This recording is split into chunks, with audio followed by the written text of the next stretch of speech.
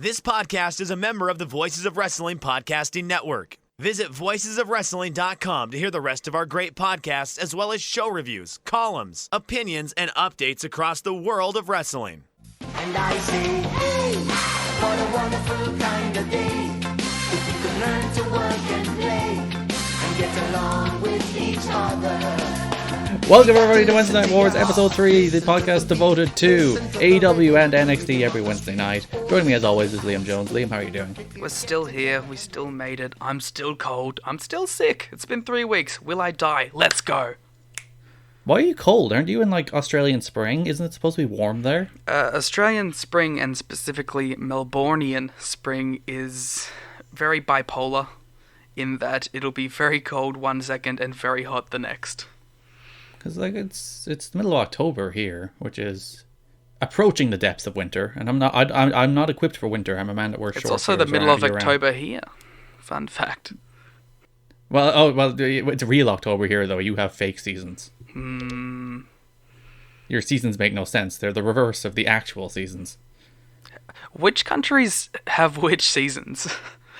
Well, there's the northern and southern hemisphere, and the northern hemisphere have the regular seasons, and the southern hemisphere have the bizarro seasons. It's like Jerry Lawler in Canada, except Canada's in the right hemisphere.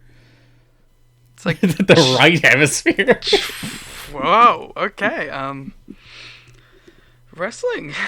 We have AEW and NXT as usual. Last week AEW won, so this week AEW goes first. So let's get straight into it. You said AEW as usual.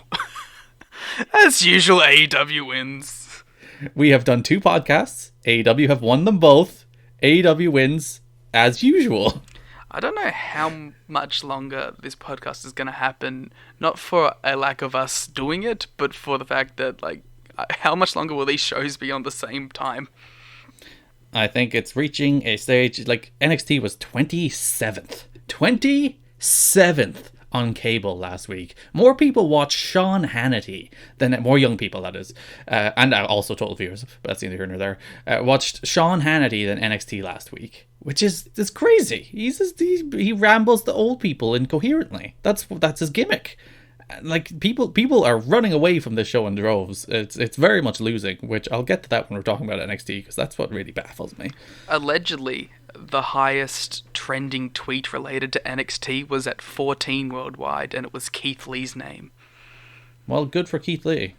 But not good for the brand. No, sure isn't. And AEW is trending worldwide. They had AEW Philadelphia, which wasn't even the actual hashtag trending worldwide, as well as AEW and TNT trending worldwide. What a company, am I right? AEW kicked off Dynamite with the second of the tag team title first round matches between SCU and Best Friends, but the dastardly Lucha Bros attacked SCU. Do you think this is playing the hand that the final is Lucha Bros against SCU too much? What? That hadn't even occurred to me. Do you think it's gonna be Scorp in the final, or do you think they're gonna do like redemption for Daniels? I feel like you can't do the way they did this match. Daniels was taken up by the Lucha Bros, and then Scorpio Sky replaced him in tennis shoes and pants, and did a hell of a job. I think that the construction of this match, and then one would assume the tournament is to try and make a star of Scorpio Sky, and I think this match more or less succeeded at that. Yeah, it'll be a recurring theme throughout the night where like mid-card acts are getting more and more over as you see this show go on. Yeah, I think that was a problem with the first 2 weeks, where there was the clear pecking order of the stars, the people who are actually the AEW audience are there to see, and then the mid cards were kind of like, oy. But now, like Scorpio Sky got a huge reaction to this match. I think the only critique I have of the way this match was constructed was that Scorpio Sky cut off the Best Friends hug, and I'm like, that's stupid. If you're constructing this match so that he's the guy that comes out of it looking like this big babyface star, don't have him cut off one of like the biggest applause lines in the company. Yeah, like you're telling the audience one thing and then showing them another thing. But it still worked. Everyone still came out of this being really into Scorpio Sky. Yeah, the Scorpio Sky looks great. Was this the best Scorpio Sky has ever looked, just in general? As a pro wrestling star, yes. Unfortunately, they did botch the finish, which is another one of my problems with this match. Can you hear that rain? I can hear that rain. Good God. It suddenly just started pelting rain outside. And I was like, I wonder will that pick up on audio. But they botched the finish. They went for the powerbomb backstabber, and it was more of a powerbomb kind of dropkick to the back of the head. Yeah. Which, like, shit happens. But my problem was they put it in the replay at the end. Yeah. It's like, guys, no. Don't expose these poor people. Just hit the move again. Like, do something. Don't make it that the finish. Well, at least he did hit him with a power bomb, and you can give Kazarian the out, I guess, that he worked over his back the entire time. But that doesn't work. No, it was just an unfortunate ending. There was a really nice touch from Excalibur in a series of really nice touches on the show because he's a very good commentator.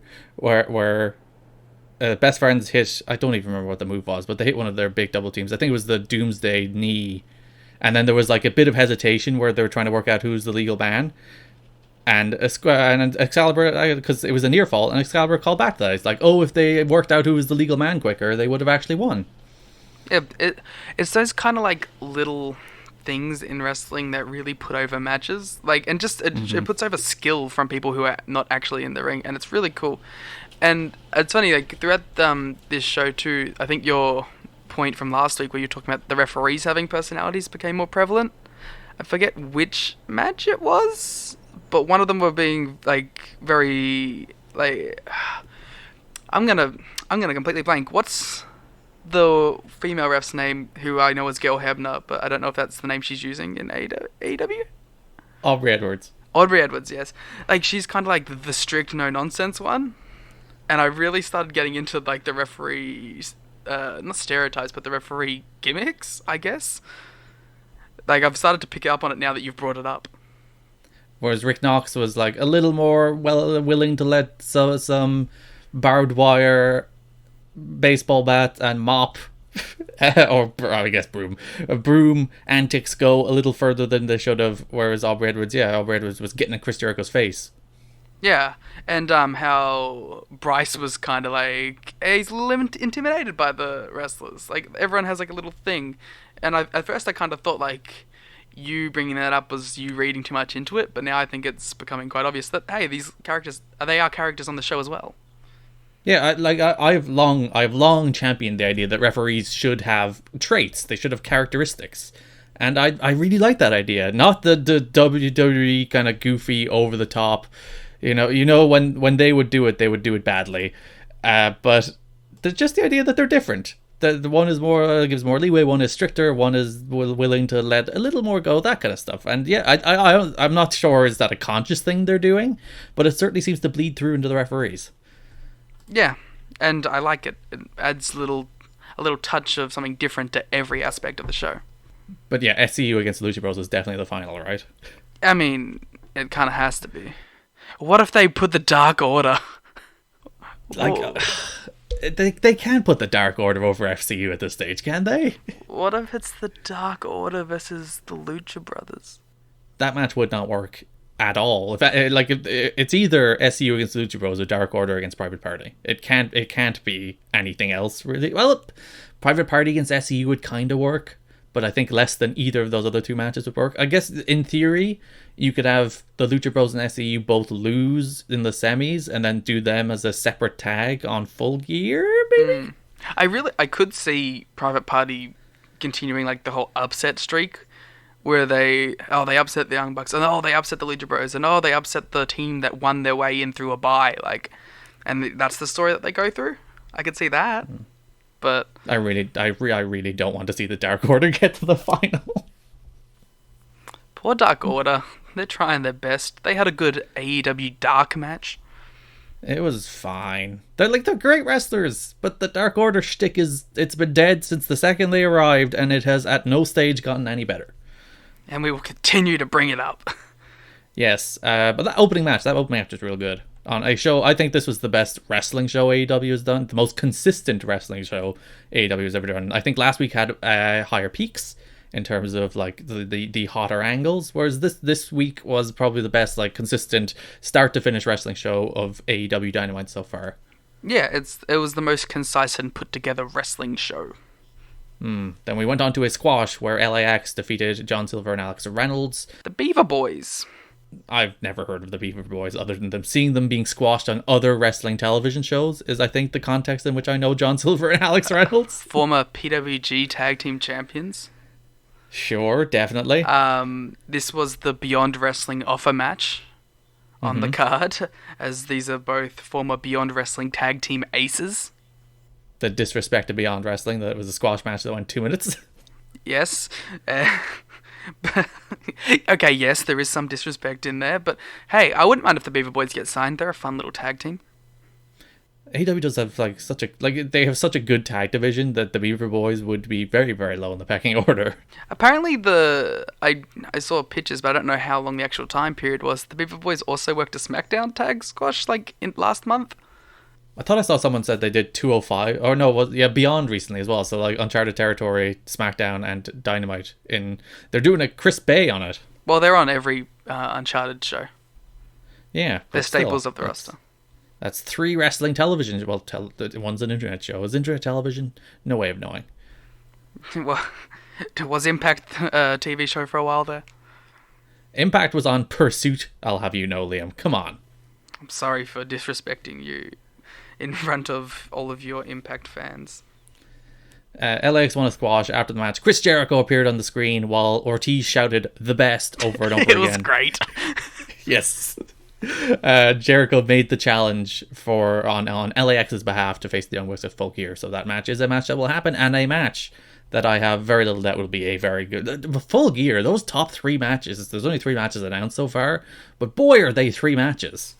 Yeah, I'm super into seeing LAX and the Bucks. I'm really interested to see. The obvious play here is you put LAX over, right? But they also just lost to Private Party. Yeah. Well, AEW has a bit of a problem with that, don't they? They have too many stars. But if the Bucks didn't lose to the Lucha Bros and then lose to Private Party, I'd go, of course the Bucks should lose to LAX. But the Bucks lost those 2 matches, so the Bucks should probably beat LAX. It's funny, I was watching this match, and I was just thinking, man, LAX are really cool. They're a cool tag team.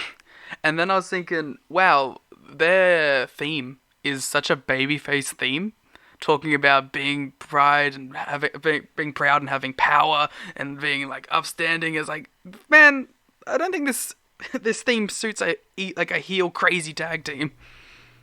No, and Ortiz has a very magnetic charisma. Yeah, the man is great. They'll have I was gonna say they'll have a babyface turn, but I suppose they're attached to the big heel stable, so it probably won't be for a pretty long while. Or perhaps heels and faces are old hat. Well, if you look at John Moxley and Kenny Omega, I think in this company, that's the case for that program.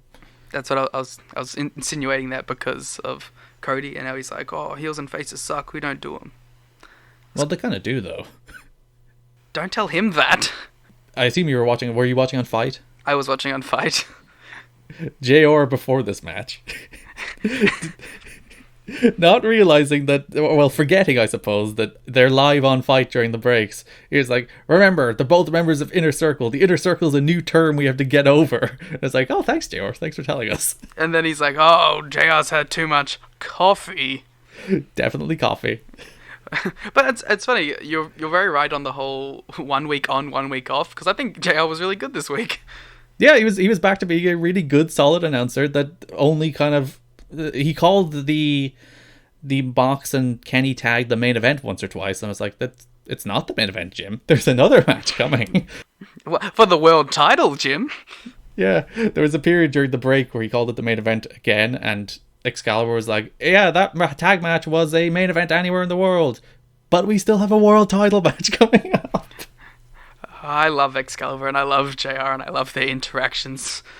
I think it's a really good announced team. I love Tony as well. Tony is there to make me feel like all warm and fuzzy and nostalgic inside. When he was hosting Dark, there's a period where he's like, look at this tag match we have coming up on AEW Dynamite, gang. And the way he said gang made me feel all included and happy, and it filled the hole in my heart. The saying is that AEW is the inclusive wrestling show.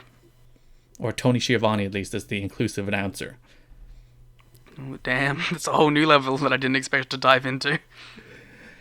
We got a video package for Cody and Chris Jericho. It was a pretty solid Cody hype package. So basically, he is very determined to win the world title. Very road to, very good stuff.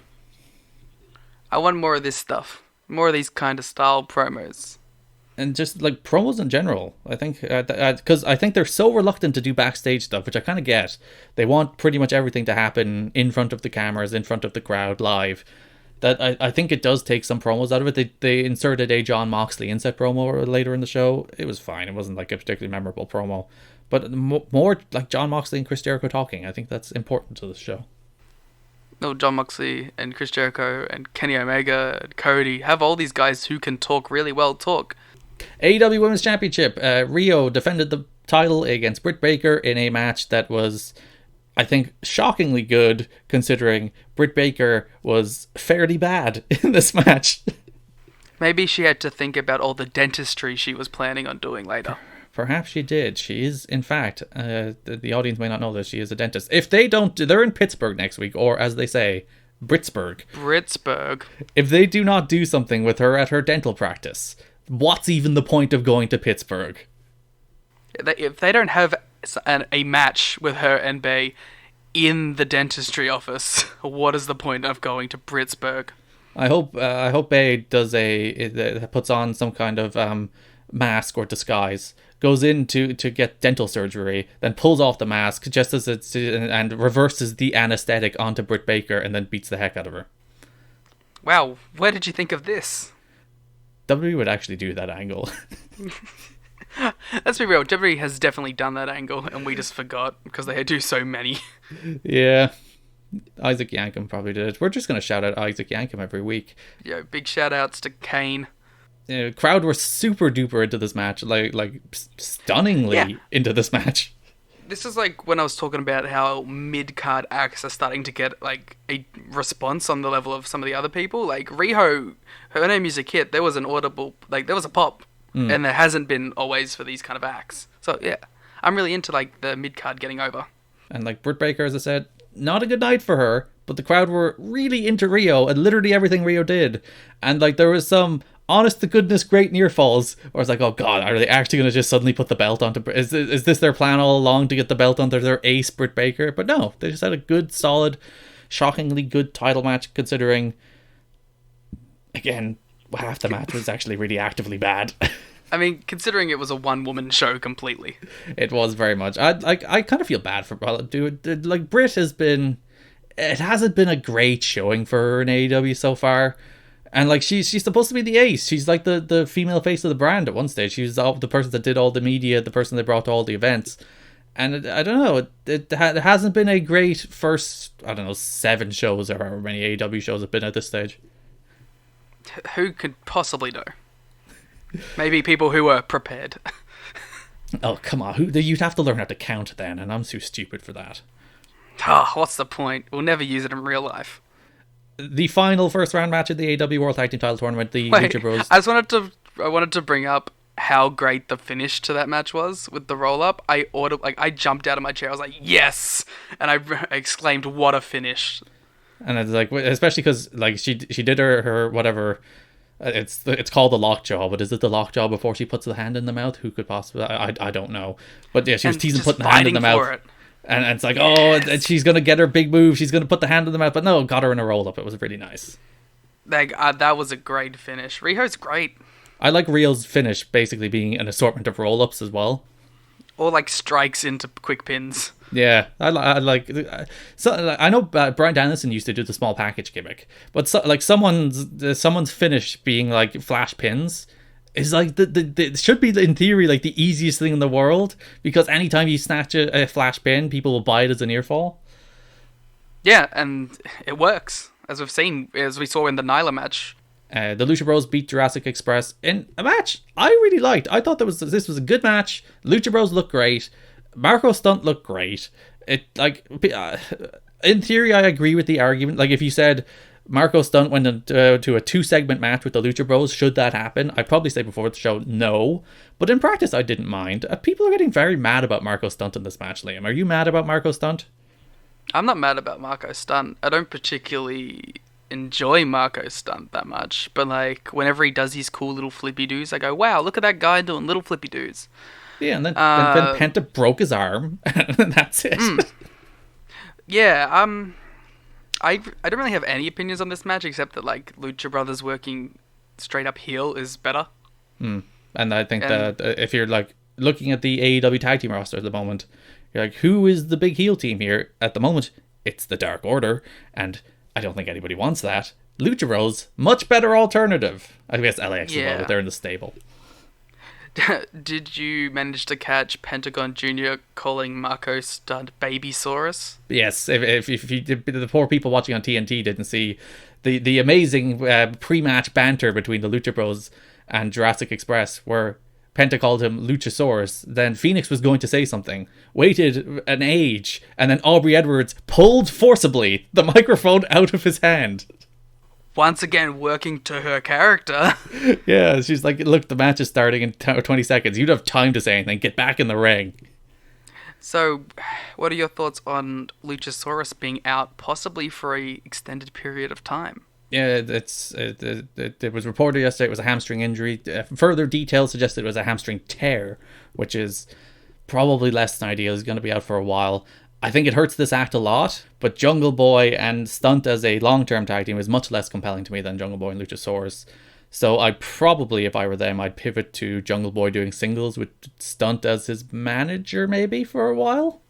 Stunt as his crash test dummy. Yeah, basically as a guy to get thrown around the ringside.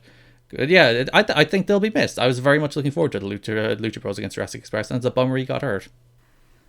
I was very much looking forward to Luchasaurus breaking out as a single star eventually. But maybe this is what'll be the key, yeah.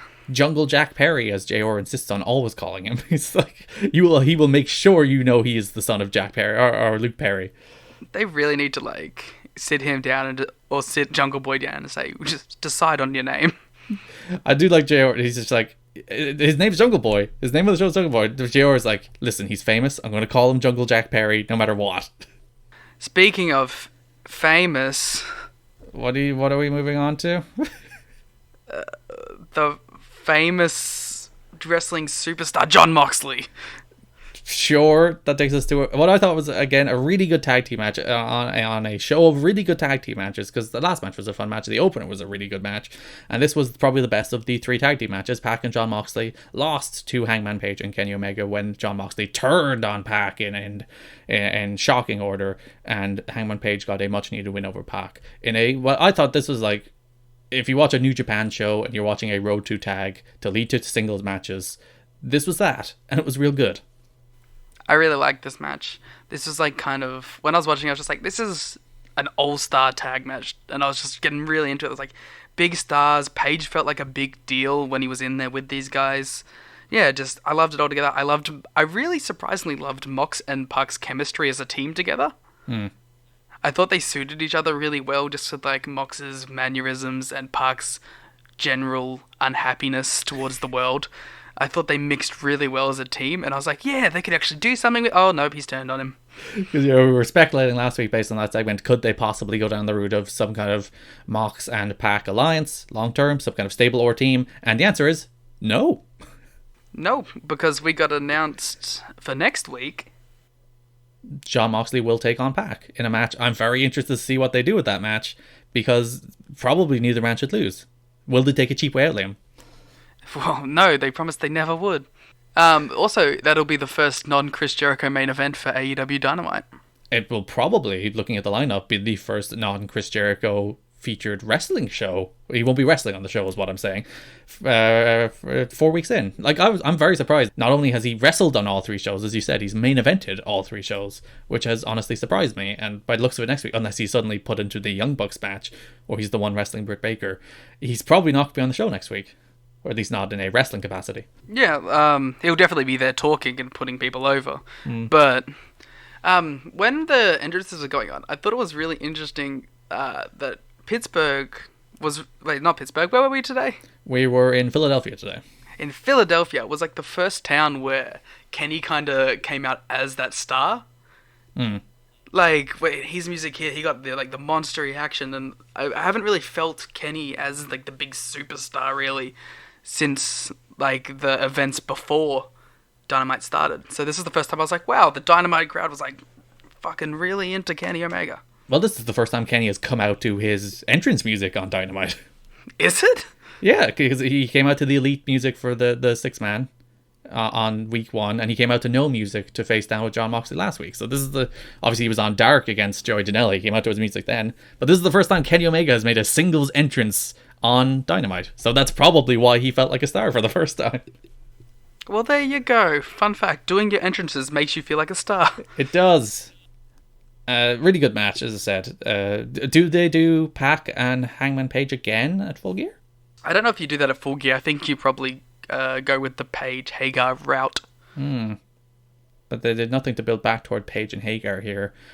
They really they teased him facing Dustin Rhodes the first week. They teased him facing Hangman Page last week, and you could probably pivot to Hagar against Darby Allin this week. So Hagar is a whole series of opponents he could potentially face. I'd like to see him wrestle at some point. I thought they'd give him a squash eventually.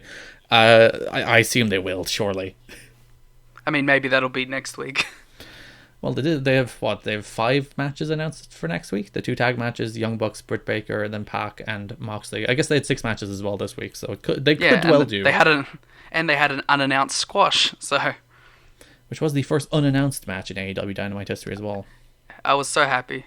I like not knowing things on cards. I'm the exact opposite, because the idea that these guys would be going into a fight without knowing they're in a fight the night of the fight is stupid. No, they know that they're in the fight. We don't know that they're in the fight. But I guess this is more a WWE problem, where people matches are made literally on the fly constantly.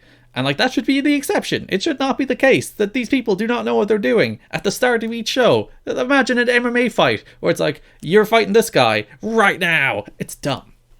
Yeah, I agree, but that's not what I'm asking for. Yes, it is. Stop asking for dumb things. No, I just want matches that are unannounced to the audience to show up on the show. Maybe not 8 of them, but... That takes us to our main event for the AEW World Championship in a Philadelphia street fight in which there are rope breaks, as Excalibur, in fairness, made clear before the match, but the audience did not really care for. But Chris Jericho retained the AEW Championship against Darby Allin in a match in which Darby Allin had a top-quality world title match, literally with his hands tied behind his back. Yeah, that's a classic Darby big match spot that he does, and it's really cool every time because it looks like he dies every time. Yeah, he wrestled the last, 5+ minutes of this match with his hands behind his back, doing everything Darby Allin does in terms of dives and springboard moonsaults and attempted coffin drops. And it's like, people talk about their broomstick match. This guy, he's wrestling Chris Jericho, obviously, but this guy had a better match than anything on NXT with his hands tied behind his back. Yeah, Darby's great. I think we all know that Darby's great. And I actually feel like for the people who aren't in the wrestling niche as much as myself or you, I feel like this would be the match and the performance that will be like, wow, this Darby guy, he's a guy that I need to support. He's a guy that I need to go buy merch for. I think they really they did a good job of making him into a star in this match. Yeah, we're 3 weeks into AEW TV and Darby Allin is a bigger star than he has ever been. And he's lost to Chris Jericho. But why didn't he stay at Evolve? Gabe could have had him on the NXT B team. He might have had an enhancement match on NXT, Liam. You never know. Ooh, him and Austin Theory killing it in the Largo loop. I will say, I think AEW is a bit of a finish problem. Mm-hmm. I think they get too cute for their own good too often. Here, I really don't think Hager needed to interfere. I think he did, Darby should have just missed the coffin drop, been hit with a Judas effect and been pinned. If you look at the main event tag match last night, I really don't think Hager needed to interfere there either. I think Chris Jericho could have pinned Dustin Rhodes clean as a sheet. The first week on freaking Dynamite, I don't think Pac needed to hit Hangman Page with a low blow to beat him there. They turned the main event of that show into a handicap match. The Moxley walked out on Pac on this show. They have, in isolated incidents, I don't have any problem with any of these. But it's kind of a reoccurring trend of them getting too cute for their own good with finishes. Yeah, I get that. I understand that. But with the Hager stuff specifically, I think it's just because they're trying to establish that Jericho's going to take any way out he can, even if he doesn't necessarily need it. I think Jericho would have won those matches regardless, even in even if Hager hadn't have interfered, but they felt like they want to establish the group or the pairing at least. Just have him beat people up. Just have him wrestle. I am disappointed that we didn't get Hager hitting the Doctor Bomb on Darby with his arms behind his back. I really thought we were gonna get that spot. That would have been a hell of a visual. They did drink a little bit of the bubbly after the match, though, Liam. Did that? I clearly don't have the coherence of Chris Jericho, even though he was drinking the bubbly. A little bit of the bubbly. There you go. I do like they broke out the bubbly and it got an audible pop. Yeah, the crowd's into it. They know. I think as I said, last week had higher highs. I think the last half hour of last week was everything on those parts of last week's show was better than anything on this week's show. But I think top to bottom, this was probably my favorite episode of AEW. Yeah, I'd agree. This was such an easy watch from start to finish. Where there's 4 honest to goodness good matches, maybe 5. I can't even count. Yeah, 5 good matches. Yeah, 5 good matches and a good squash. And easy to watch. Darby's a bigger star. A good match built for the pay-per-view in the Young Bucks against LAX. I'm going to call them LAX, by the way, until they have a team name. I'm not going to call them Inner Circle because that's confusing. And they don't have a team name. I'm not just going to say Santana and Ortiz. So I'm not being ornery and sticking to the TNA name, Liam. I'm just going to call them LAX until they have a tag team name. I will also probably call them LAX for a while. That being said, now that Jim Ross wants to buy a proud and powerful shirt, I want to buy one as well. Can you do some kind of Pride and Prejudice, proud and powerful play? I don't even know if I could say all of those P words in a row. There is far too many. That is AEW Dynamite. Another good show. It's a good television show. It's people are like, oh, the next test is, can they do a TV show? And the answer is, yeah, they can. And they can do it well. And that brings us to NXT. Liam, I don't understand NXT. I had a lot of fun watching NXT this week. I actively dislike the show. I think this is far and away, far and away, the worst episode of NXT so far. And I think part of it is they're getting their ass kicked. And then they're doing these boring, sleepy shows with... this show didn't even have the good wrestling. I thought one match on this show was good. I liked Imperium against Danny Burch and Oney Lorcan. I thought that was a really fun tag match. And the rest of the show was blah, as I fell asleep during multiple squash matches. There was 4 of them. 5 squash matches even on this show. There was as many squash matches on the show as there were good wrestling matches on AEW. Yeah, I'm not sure if this card needed to be an 8-match card for a 2-hour TV slot. But I gotta disagree with you with the fact that I liked, if I'm looking at my notes here, 1, 2, 3, 4. I liked 4 matches on this show a lot. So I'm very pro NXT on this one. Tommaso Ciampa defeated Angel Garza in a perfectly fine squash. He's back. Yeah, that's about it. Ciampa won. I thought this was a really good return match for Ciampa. The first thing I noticed when Ciampa came back was how he comes across as different and on a different level to anyone else on this show. And it's going to be interesting to see if that's just because he's returning from an injury or if that's some sort of star power that they can continue to build upon throughout the show. So you were saying you're very happy to see him beat up Angel Garza's pants. Yeah. He's a wacky guy. He sure is. Ciampa said, "Daddy's home. He wants Goldie on lock," said Mauro Ranallo. I don't even know what that means. I think it's a Goldilocks reference of some sort. But I don't even know. One real good one, and I really hope you got it because we didn't discuss them like we normally do. There's a chance, there's so many of them that there's a chance I think my ears have started numbing them because someone pointed out some more of them. I thought I got them all last week, and there was a lot of them last week, and then people were like, "Oh, you missed this one," and it was worse than pretty much any of the ones I actually mentioned. He's the gift that keeps on giving. But yeah, perfectly fine because Ciampa won. After the match, Undisputed Era came out and gave a USB drive to Mauro. A USB drive containing an actual murder. Yeah, it's like, hey, us frat bros beat up Velveteen Dream. It's not a hate crime. Don't question it. It's fine. Do you buy Undisputed Era as a group of tough guys? I buy them as frat bros, and frat bros can be like, they have strength in numbers. Yeah, but I don't buy any of them as like, oh, look at this group of tough guys that are gonna beat everyone up. I see them more as like, look at these jokesters that are gonna help each other win. Look at them try. I think the show is meant. I think they're intended for you to see them as kind of like goofs. Like, just look at Kyle O'Reilly doing his Kyle O'Reilly stuff, and it's like, he's a dope. Yeah, but then they go and they murder a man backstage. So yeah, poor Dream.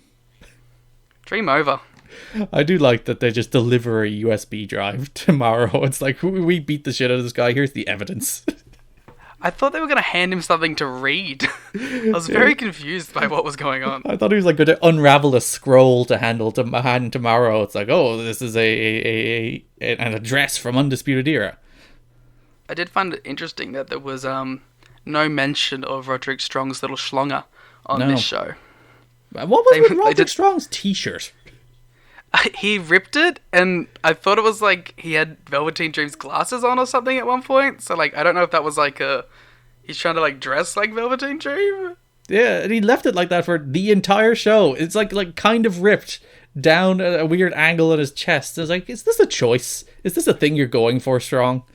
Is it meant to sell that like Velveteen Dream fought back?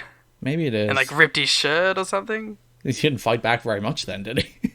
Well, he was put through a stack of cardboard boxes. What do you want from him? Could Roderick Strong not find another, what I assume was an Undisputed Era t-shirt? I wasn't paying that much attention. Nah, because they were sold out. Whoa, they're very popular. I hope you know I threw up the pose while I was doing that. I am deeply disgusted by you in every way. Speaking of being deeply disgusted in every way. Johnny Gargano? Oh no, we're skipping over the tag match. No, the Johnny Gargano video package came first, didn't it? No, because in my notes I have the tag match, and then I have Johnny Gargano is not cool after the tag match. Alright, we'll do the tag match. Tag match was the best thing on the show. This tag match was great. Yeah, I like this tag match a lot. Do we have anything else to say about the tag match? I think it's interesting that Lorcan and Birch have been on all the shows so far. They're kind of utility jobbers. Well, that's sad. I was going to give them credit for booking them on every show, but then you just tore them down quick. It's weird. Like, they won on 205 Live. They're built up to be knocked down by someone they're actually pushing. That's Oni and Birch's role on this show, really, isn't it? Yeah, I'm glad that Eichner and Barthel are both sticking around because I enjoyed their tag matches and their act. I also think it's really funny that fake ring calf does a bunch of flips. Yeah, with double springboard moonsaults. Yeah, that's fucking crazy. I also like the Imperium video always has like the names of the people who are actually there. Like Walter was not listed on the entrance video while they were doing their standy pose on the ramp. Yeah, it's real cool. I actually, as much as like we make jokes about it being fake ring camp, I do like the whole Imperium shtick. Ring camp is great. So if you do fake ring camp, it's going to be good. Yeah, actually, and I like their little names that they have under their logo on all their tights. Like there's good uniformity to Imperium. It's a good act. That's what we're trying to say. It's a good act. Johnny Gargano. What a dork. What's Johnny Gargano's haircut? Because it's like long on the sides, but also short. I don't understand it. It's all of his hair is being pushed forward. Yeah, it's a strange head of hair that man has. He's had a strangely small role on the USA show so far. And they've teased something with Ciampa. Aren't you excited for the revival of that? Well, it's going to be the Gargano revival of that. It's going to be Gargano and Ciampa against the Undisputed Era, which should be pretty fun, I guess. But like Gargano has been he had the match with Shane Thorne, and then he had about a minute on this show, a quick promo and a video package, and that's about it. On what are we 5 weeks of NXT so far? Yeah, he's not being played up as the ace that he was. It's funny, like, I realized watching this promo that anyone who cuts the rah-rah, I love this company speech, I just think is the biggest dork in the world. Like, you're not cool if you're like, I love the place I work at. And it's worse that I think that's a broader trend in NXT, where they're so desperate to make you think they're a good, honest alternative by telling you. And they tell you over and over again. And they're like, I love this place. I love NXT. We're the alternative. We're the wrestling you need to watch. And then... No, like, BS. You hear literally none of that on AEW television. AEW is just busy being the alternative. Heard of like marketing speak in interviews and all that. Work away. You're plugging to the masses at that stage. But watch the television show. JR is not like, this is the new wrestling alternative. It's like, this is just our wrestling show. It is the new wrestling alternative. We don't need to tell you. Yeah. They live in the moment of it all. They don't actually... They're busy showing you. They're not busy telling you. Io Shirai defeated Kate Carter in a squash match. It was a squash match. Good German suplex. There was a German suplex in this match. It looked like she dropped it right in her head. It's great. Yeah, Io Shirai's really cool. And I actually made note that I think Carter's probably going to end up being a pretty popular talent. I don't know why, but I just got the impression that like she's going to be one of these talents that you look back in the car, they were in squash matches once. They should tie her into the Carter family. Daughter of Dixie. I didn't even... When you said that, that was not the Carter family I thought you were talking about. What Carter family is there? I don't know. But it wasn't that one I wasn't thinking of. Yeah, she's the daughter of Dixie and cousin of EC3. There you go. Is EC3 even employed? He's technically still there. Though I guess he's never been a character in WWE. He's just been EC3. The man has been reduced to an acronym. You don't know what the C stands for. It could stand for anything. It could stand for creative. After the match, Io was like, hey, title shot. But then Rhea Ripley was like, no, title shot. Yep. Which, and then Boa. Yeah, Boa's backstage, cutting a promo in Chinese. I kind of like Boa. I like Boa too. I'm like, I want more Boa. Boa's charming. Boa's got some like chutzpah to him. Yeah, he is like that earnest babyface energy to him that just makes him inherently likable. Yeah. Of course, he was cutting a promo in Chinese here. Subtitle his promo. What are you doing? The crowd was getting very like annoyed by it. Yeah, it's like I get it. I have no problem with him cutting promos in Chinese, but subtitle the damn thing. Yeah, I want to know what Boa's motives are. Yeah, what does Boa have to say? Why does he want to face Killian Dane? Well, we know why. He beat him up, but I want to hear it from Boa. I want to hear Boa's point of view. William Regal very somberly announced that the winner of Dominic Dijakovic versus Keith Lee will face Roderick Strong next week, which led us into that match, which I was like, I want something new from this match, and the new thing was boring arm work, Liam, and then an interference finish. That's the new thing they gave us in this match. Yeah, can we go back to the first two matches that I actually liked? Was this not one of the matches you liked? Oh, you liked the Euro squash, was it? No, I meant like Keith Lee and Donovan Dijak, like their series. I really liked the first two matches in the series, and the last two, I'm just like, eh. Yeah, like traditionally, these guys. I said last week when I was giving out about this match that I was 100% certain they'd have a good match, and then they didn't even have a good match. This match was very boring, and like I was shocked at how little the crowd cared about this. Actually, no, I wasn't, because the entire build to this match has given the crowd no reason to care about this match or who wins. But it was very noticeable that the crowd did not care about this match until the two times they did something cool. And other than that, it was just the Keith Lee did a Poison Rana, and that was objectively cool. And then the rest of this match was just like, ugh, boring. Like, I don't have a lot to say about the match, personally, but I do like, from a bookings perspective, that they gave them something to fight for in the last one, even if it was for nothing. Yeah, it's like, we've given you something to fight for 2 minutes before the match, and then it doesn't even end in a result. You both get it. Congratulations. To be fair, like, with Roddy in that match is probably going to be real good. I guess. Roddy will at least add another layer to their match. Yeah. War Games is next for NXT, isn't it? Yes. We were talking about maybe an Imperium thing in War Games a couple weeks back. Maybe Gargano, Ciampa, Dijakovic, and Lee against Undisputed Era? Ooh. You don't seem enthused by the idea.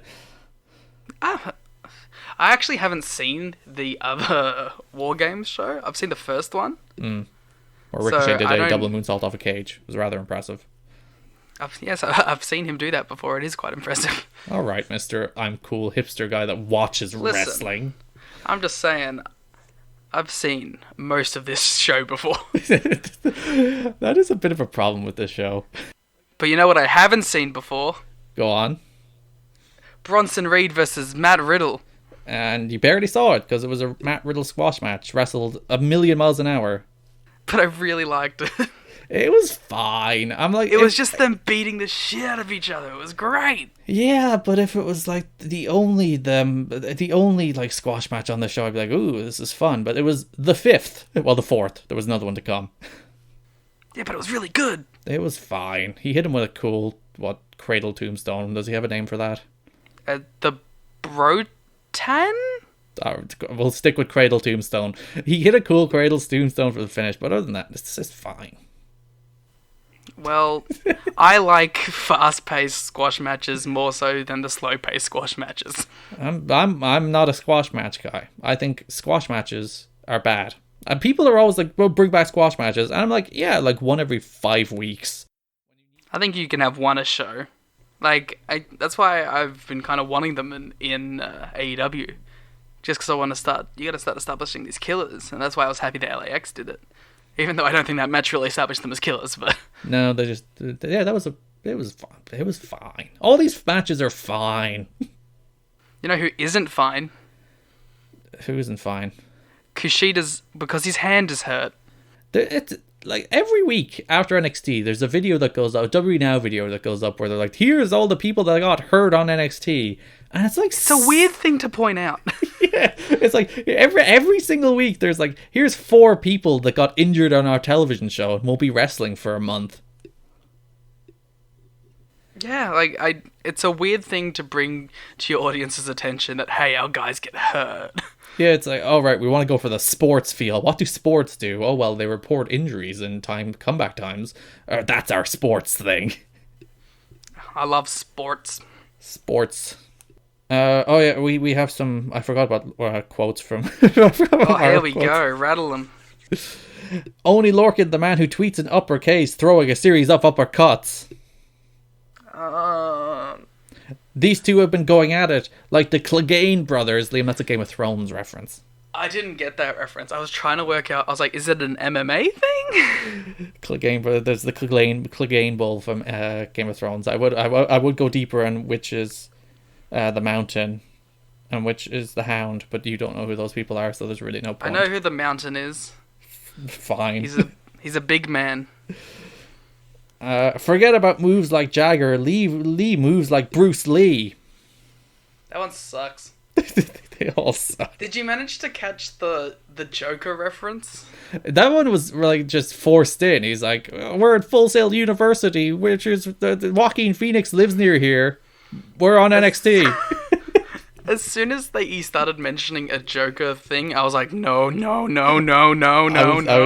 was very, very worried. But then he basically just said nothing. Thank God. Then I was disappointed. Mario, you disappointed me with your pop culture reference. You didn't make it cringy enough.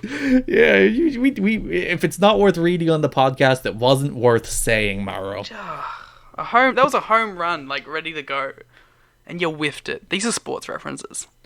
2 superstars bigger than stacked exponentials, and the stakes have grown exponentially. I think that's a math one. Not my favorite. And then, Bronson Reed wants to wear Matt Riddle down like tooth enamel, and he's ready to sink his teeth into NXT. Is that the one that upset you most? I hate that one so bad. Oh, I'm pretty sure there's one that happened in the Tegan Knox match that happened that I hated more, so I'm hoping you got that one. I have one from the Tegan Knox match. Let's see. Let's screw the match itself. Tegan Knox returned. She won the match. Mauro quotes. Yes. Tainara is looking to ruin Tegan Knox's return. She's looking to make Knox's first match. Make sure Knox's first match back isn't going to be a day in Copacabana Beach.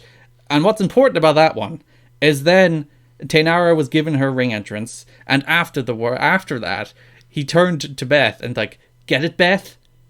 It's a Rio de Janeiro reference. And Beth was like, very good, Mauro. There was one point where Beth was trying to make a point for like 10 seconds straight where Mauro just kept talking over her. When Tegan Knox won, he said, Tegan knocks it out of the park. Yeah, that one I didn't like. I don't like a lot of these. No. Tegan Knox, returning from double injury, that woman has been desperately unlucky. And hopefully she'll be less unlucky when she comes. She won the squash match. It's a nice story. But the match was fine. There was nothing particularly notable to the match itself other than Tegan Knox making her return. I thought she looked great. Yeah. She did. Like, she moved like someone who doesn't have paper clips for knees. Yes. So that's a good sign. That is usually a good sign. Then Shayna Baszler and company came out and taunted her. There's a lot of people coming for Shayna Baszler at the moment. Do you think maybe there'll be a War Games match? There could be. I'm not sure who would be on the other team because I think all of those people would hate each other. But sure. But how will they get along? That's a good WWE story. How can they coexist? We have Rhea Ripley against Bianca Belair next week. Is that officially a number one contenders match? No, it didn't have any number one contender noting on the graphic. So there could still be further number one contendership matches after that. They might go into Rhea Ripley against Io Shirai after that, maybe. Who knows? Yeah, Let's find out. I thought they were going to announce, like, that's going to be one match, and then they're going to do Io Shirai versus Tegan on the other match, and then they're going to do, like, a mini tournament bracket. But alas, we did not get that. No, we just have lots of people coming for title shots. Finn Balor! What's he up to? He was on the show for 52 seconds. Main roster star. I don't get it. You're getting your ass handed to you. You're literally being destroyed by freaking AEW every single week. And you come out there with Finn Balor and Johnny Gargano, two of your biggest stars. And they're doing nothing on this show. I don't understand. And like, they advertised this at the start of the show, right? Mm-hmm. Like, Finn Balor's gonna speak. And I was like, oh, they're gonna do like another in-ring segment with it. Nope. Just the vignette. He's just gonna talk for 52 seconds about returning to NXT and that's it. I'll be very upset if he makes his in-ring return like next week and they don't advertise it. Well, he said they're doing. I think they've said he's returning next week. He said he's going to be there next week, whether he's wrestling or not. I assume he's wrestling. Well, we haven't actually talked about this, but what are the big like Finn Balor NXT dream matches? Well, you have John Boy. That's a fun match. Him and John Boy, him and Ciampa. Yeah, him and Adam Cole in a big Bullet Club off. Oh, I didn't even think about that. But like, I don't know who is there like that isn't the immediate star power for Finn Balor to wrestle. I don't know, like him against Matt Riddle. That would be a really cool match. Him against Cameron Grimes. Him against Pete Dunne. Him against Boa. But Boa, that's a dream match. They should do that match. Push Boa. Don't constrict Boa. Yeah. Speaking of Boa, he lost to Killian Dane in 3 minutes. It was a squash, basically. Poor Boa. Poor Boa. He got his ass kicked last week, and he's coming out for revenge, and he just gets his ass kicked again. Oh man, I kind of like Boa a lot. Yeah, he's really likable. I think you look at Boa's face and his cool gear, and he's like, "Yeah, you go, Boa. You should put the belt on Boa." Honestly, maybe. If they pushed Boa, I'd like the show. If Boa beat Killian Dane, I'd like the show a lot more. If Boa beat Killian Dane, I would have flipped. I think that's the problem with all of these squash matches. Is like, fair enough, they're squash matches, but like all the results feel inevitable. It's like Killian Dane, of course he's going to beat Boa. Poor Boa. NXT kind of feels like a show that has no consequence. No, I was tweeting about this last week. I think one of the most important things wrestling shows need is a destination. TNA, when they cut from 12 pay-per-views to 4 pay-per-views to 3, I think to eventually 2 one year, they only had 2 pay-per-views. I think that's an underrated factor in people just giving up on the company. Because people just tune out TV. TV's not that important. You need somewhere to build to, a point to work toward, and NXT hasn't had that. Like, we can watch AEW and talk about where the tag title tournament is going, talk about whether or not all these Jake Hager attacks are building to matches at Full Gear, because like we have a reference point to build to put what we're watching into a broader context. And I think wrestling shows desperately need that broader context. And whenever something happens between Chris Jericho and Cody, it's built to Full Gear. Whenever something happens between Kenny Omega and Jon Moxley, it's built to Full Gear. It feels meaningful. Whereas like Damian Priest and Pete Dunne had a good main event here, but who cares who won? It's not going anywhere. Yeah, I get it, and I get that the whole booking, because it's booking week to week is what they're doing here. They're not like, it doesn't feel like they have long-term plans. Like, to your point, we don't even know what Adam Cole's like next challenger is. The world champion, when we don't, like, we have an idea of who it could be, but like they haven't actually set anything up. We don't know if he's even going to have a next challenge on the next takeover, because it could be War Games. Yeah, it's just like it is a real problem watching the show, because it makes things just feel meaningless. You watch Killian Dane beat Boa, and you're like, where's it going? And they hint at where it's going after the match, but is it going to like what's the destination? Is the destination just next week on NXT? Is that where Pete Dunne against Killian Dane is going to happen? That's literally what they did with the Damian Priest feud. Exactly. Is that feud now over after 2 weeks? Like, it feels meaningless. It feels disjointed. It feels segmented in a way that's not satisfying. None of these segments or matches have a lot of gravity to them. No. Everything is just kind of there for the sake of being there and having content, it feels like. And then maybe building to something next week, but then that won't really have relevance to something that happens the week after. Yeah. That brings us to our main event, Damian Priest against Pete Dunne, in a match I liked, but I kind of got numb to toward the end. I like this match a lot. Like, it was a good match. Before the match, as I said, Pete Dunne just nonchalantly snapped the fingers of Killian Dane to be a jerk. I thought Pete Dunne's the baby face. Why did he snap the fingers of this innocent man?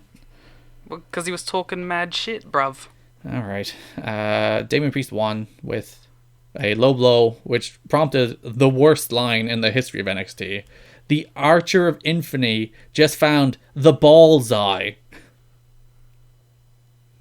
Mauro, that was not meant to be a comedy spot. Stop using it to set up dumb punchlines.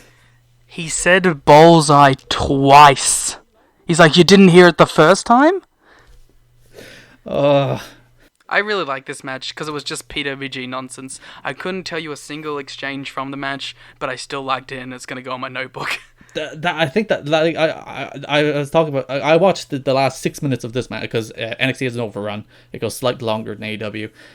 I watched the last 6 minutes of this match after AEW last night. I'm just like, they're doing stuff at 1,000,000 miles an hour, and it's getting a reaction, and it's all good stuff. But like, I'm not going to remember a single thing, as you said, I'm not going to remember a single exchange, I'm not going to remember a single sequence, because it's just balls to the wall the whole way through. Yeah, but like, it's Pete Dunne and Damian Priest. That's kind of what I'm cool with. I expected like just a cool match, and it was just a cool match. It was a cool match. Exactly. See, you admitted it's a cool match. I'll admit, begrudgingly, it's fine. Well, I wonder which show you're voting for. Oh, like legitimately, I think this is the furthest. I think it was really neck and neck the first week. Like those shows, the first week, those shows were quality wise right up next to each other. Last week, I think again NXT had better wrestling, but AEW had some like honest to goodness tremendous like star building moments. So AEW won last week, and this week I just think there's a chasm between these two shows. One was so much better than the other. See, I did like this NXT show, but it's so easy to see where the problems lie, and it's the fact that there's a lot of nothing going on, and there's a very big lull in the middle of the show that they haven't been able to find a way to fill yet. Yeah, like this show had 3 segments. This show had the Ciampa return, this show had Dijakovic against Keith Lee, and this show had Damian Priest against Pete Dunne. And everything else, even like the really good Imperium against Danny Burch and Oney Lorcan match, everything else was just there. It's there to exist, to fill out 2 hours of television. And I don't think that's good enough on an actual television show. That's fine on a WWE Network show that nobody watches, and I'm convinced nobody watched this show before it went on USA. I didn't. Unless there was like a match people hyped up. Yeah, like I wouldn't watch the weekly TV at all.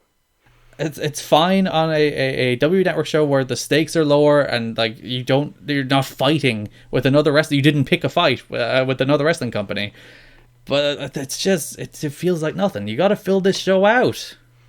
Yeah, we need some substance. And freaking announce matches for that bloody takeover and then start building them up. When is that takeover? I don't know. When is the next takeover? Is it the same week as Full Gear? Is it the Survivor Series weekend? Let me Google NXT TakeOver and see which one is next. Ready for some live research. Yes, we're doing live research. NXT TakeOver War Games is November 23rd, so we're still over a month away from it. Ugh. I just, like, come on, guys. Do you think we'll still be doing this show by the time we get to NXT War Games? That is 4 weeks away from, so it's 4 episodes away. I'm gonna say yes. I think this show lasts until January when when USA moves NXT to Tuesdays or Thursdays, probably Tuesdays. Wait, if it moves to Tuesdays, that's not good news for Impact. If it moves to Tuesdays, does this show pivot into the Tuesday night War Games? Impact against NXT. Yeah. In fairness, if they move NXT to Tuesdays, I would imagine Impact would probably move to Thursdays. Well, I can't get you to review Impact, can I? No. So I vote AEW. What do you vote for? I vote AEW. Fan vote 74%, 26% voted AEW as well. Match of the night. Yeah, I was gonna say, didn't get your match of the night. That's a tough one. I would probably go Darby and Jericho. My match of the night was the All-Star Tag match with Hangman and Omega versus Mox and Park. This is a night where like I don't know a good like 6 really good matches, but not a really great standout. So that's a good night of wrestling when you're like, which of these 5 matches am I going to choose for match of the night? I'm also gonna say like, just because I want to give them some credit, like Dunn and Priest was my second favorite match of the night. It was a close race between those 2 matches for me. It was like a 3 1/4 star match, but cool. Whatever, man. I'm allowed to like what I like. I also want to do a quick shout out to the Flag Watch. Mm-hmm. I've been paying attention to the NXT flags. Of course. And Pete Dunne had the best flag this week. Describe it. It had his big bear logo on it. Mm-hmm. And it was kind of a maroon. I'd start watching for these flags. Well, there was 4 flags on this show, Garrett. Whoa. Who's making these flags? Can you... That's what I'm asking. I have a flag conspiracy going. Who are your guesses for the people who had flags this show? I'm going to guess Boa, because he had a backstage promo. Unfortunately, Boa did not have a flag. This is very upsetting. Who else? Pete Dunne had one, so naturally... Damian Priest, did he have a flag? Damian Priest had a flag. You're going to have to start taking screenshots of these flags and we'll start tweeting them out. We'll start, and then we'll do it at the end of the year. We'll do a big vote for who had the best flag. NXT flag games. Wow. Before we go, where can people find you on the internet? You can find me on @Larrikin. I'm not going to spell it out because I messed it up last time. Also, Keith Lee and Donovan Dijakovic had the other flags. Yeah, and they had a boring match. We are not the only AEW related podcast on the Voices Wrestling Podcast Network. What? You can listen to Everything Elite every Thursday night with Mike, Nate, and AB. Also, if you want more WWE discussion, other than just NXT, you can listen to Shake Them Ropes, which is every Saturday, I think now, because of the SmackDown move to Friday. So you can listen to them talk about Raw, SmackDown, NXT UK, and maybe 205 Live if it still exists. There's no way of Braver truly men knowing. than I. Oh, watching WWE is torture. You can follow me on Twitter @GarrettKidneyGA or ETTKIDNEY. You can follow the podcast on Twitter @WarGamesPod. Thanks for listening. Bye!